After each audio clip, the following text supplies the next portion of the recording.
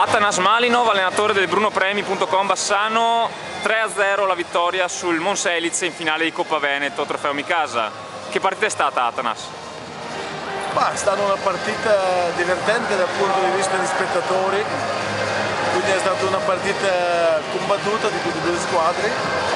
Alla fine ha vinto BrunoPremi, quindi questi finali sono sempre uguali. Una squadra deve essere preparata mentalmente di superare tutti questi ostacoli, se non è pronta la partita prende senso unico e è facile.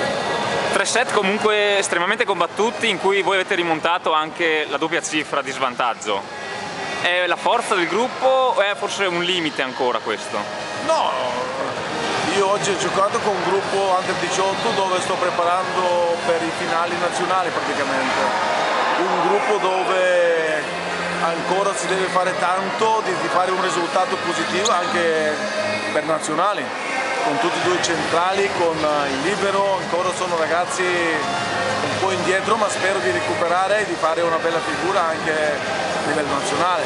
Perciò in questo senso Coppa Italia è stato molto importante per noi di prendere esperienza e di migliorare questa squadra. Parli della Coppa Veneto? Sì, della Coppa Veneto. Ok, un gruppo molto giovane che comunque ha già grandi prospettive, insomma, con individualità molto importanti. Come procederà adesso al finale di stagione dopo questa vittoria? Ma noi anche l'anno scorso siamo stati vicini con questo gruppo, però l'anno scorso questo gruppo non aveva questa esperienza, adesso sono molto più esperti, hanno giocato nazionale e tutto altro e si vede molto chiaro questo. L'importante è Veneto di capire che deve aprire altre strade dei giovani, di crescere, perché c'è qua una terra molto ricca di talenti e di sviluppare questi talenti, di fare cose importanti a Veneto, come fanno in Lombardia, come fanno tutto altro.